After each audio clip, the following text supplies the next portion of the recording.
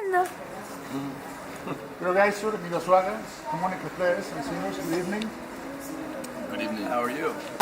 First of all, thank you very much for being here, especially when it's the first interview, so it's very special for me. These days you are playing together again. The first time I saw you, you were playing together at Cazorla, this festival in 2011. When did you guys first meet and how was it? You want to tell it your way, or you want me to tell it my way? Both ways. The way I remember it was I was playing at a place called TC's Lounge with a band called the Little Maureen Blues Band Where? in Austin. It was a Monday night regular gig, and they didn't at that time check identification of the people coming in, so you would get a lot of people from college coming in to drink. You could bring your own liquor to the place. So a lot of young people that couldn't drink would come in with liquor, and so it was always packed. And Emilio and Alvaro were there, and Emilio asked me just kind of about how did I set my amplifier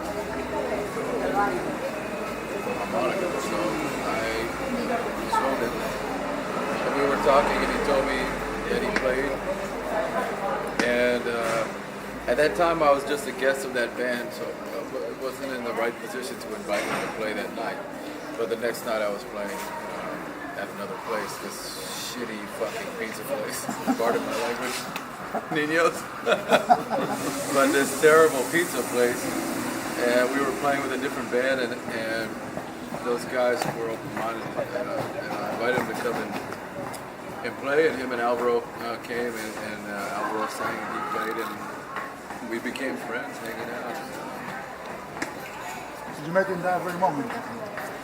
Yeah, the thing is that the reason that we went to Cazorla together is that we asked him if he would ever want to come to Spain and tour with us. And he said yes. He said, I will go tomorrow. I need to say that. So I like how you talk like I talk. I will go tomorrow. no. It was not that way, but he said, I will go tomorrow. Yeah. It was totally natural. So I think I emailed him in October. He was willing to come and go to Spain, and so We made the plans in November. yeah. In October, he said yes. Some of the promoters got interested, so we put together all the gigs, the promos, interviews, and finally it was a great tour. It was really Three great. festivals, one in Portugal, one in Cazorla, Bejar, plus almost packed Clamores gig. Yeah. So that time was your first time in Spain? Yeah. It was really special. I never spent time here, and to experience Spain is wonderful, but to experience Spain with these guys is really special. They're great. Yeah. It was like a beginning of a very important friendship to me. So we started becoming closer and closer, get to know each other more. And, So the reason why you came again and again, I don't think it's because of music. I can play music all over Europe, but Because after that you were playing together every summer, I think. Yeah. every summer, and we go to Texas Yeah. to visit him. Sometimes we can play with them, and that summer, 2011, was very special, and we learned a lot. I learned a lot. We were like just playing, but we learned how to promote a tour. We met a lot of people from festivals, from other bands, so we developed a lot thanks to that summer. It was fun. Yeah. We had a good time. It was very special for me too because it was my first time in Cazorla.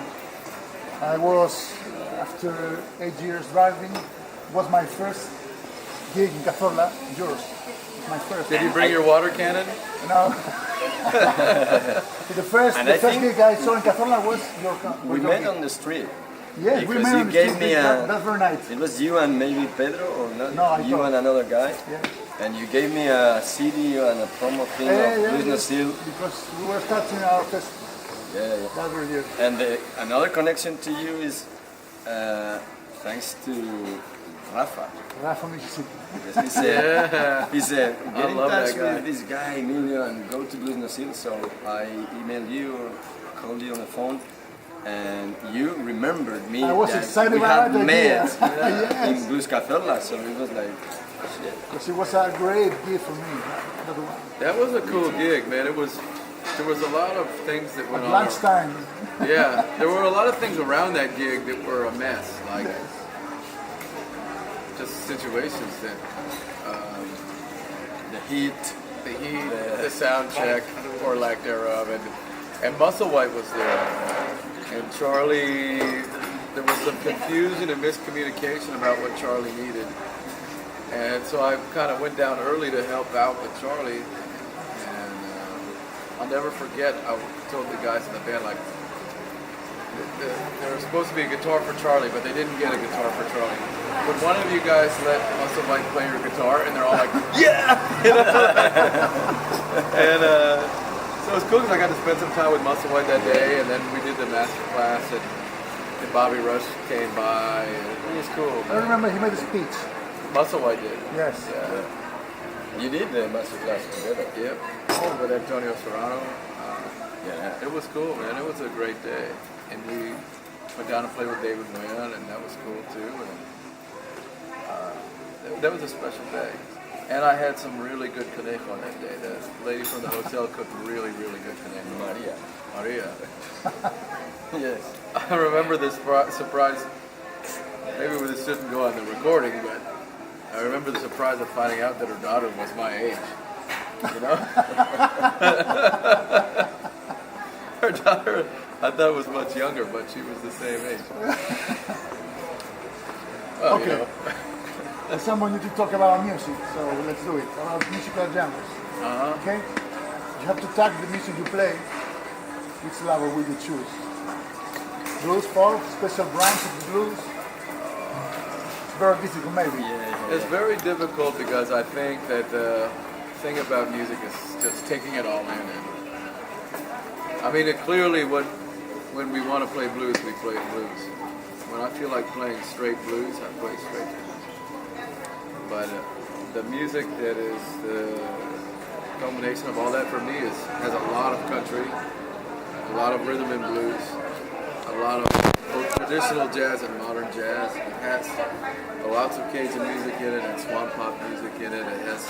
It has the French Canadian music that I used to hear when I was a kid in Canada with my grandparents, and it has all the Arab music that I listen to. That's part of my father's side of the family. So I think that it's Impossible just to a tag. mix. Yeah, I mean, it's clearly maybe the center of it is blues, but it's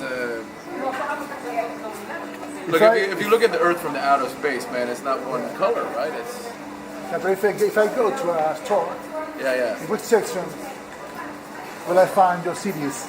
Your first CD would be definitely blues. Yeah. The second, it's and the third, I don't know. American music, It's American music. but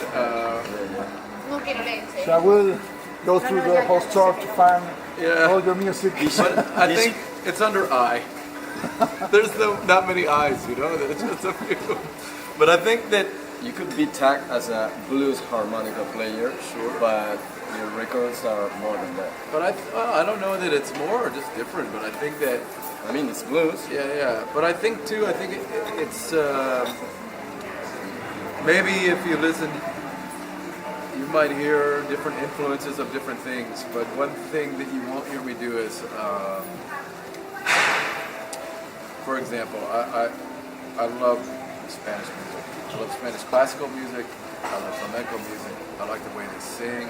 I like the idea of the way that whenever the singer sings, the guitarists go to them wherever they are. But I don't make a caricature of flamenco music because It's not how it works. It influences me, and it's in there somewhere, but it's not me trying to play flamenco on this one song. This song is my flamenco song. I never do that because it doesn't feel natural to me. And I remember reading a thing Duke Ellington said about going in Japan and China and the Far East suite. And he said, I'm not going to write music that sounds like the sounds I heard there, because that would be me like making a caricature of that music. It's not a true understanding. As a matter of fact, it devalues the music to think that I could go there for 1 week and then understand that music and make it. You know what I mean? But he said, this suite represents the way that I feel when I'm there. You know? And I think that was a really important difference and one that made a lot of sense to me. Rather than try to mimic Spanish music or mimic Cajun music or mimic whatever type of music, make music that represents how I feel at the time I think. Which is a really pretentious thing to say, but it's better than trying to mimic something else. I recognize that music is too deep for me to understand in one lifetime. So. Yes, this probably is about the problem. Because about this difficult to tag music. Yeah. It's clearly a loaded question, but I like it. You know? What I'm interested is in your special opinion. Yeah. How did you express There's yourself? good music and there's bad music. There's music that I love that I don't play. And when for example, I have too much respect for the music I love to think that I can contain it. When we play country music, like we don't act like we don't put on sparkly suits and we don't put on big hats and we don't talk or sing any different or play any different. We play the songs all the way.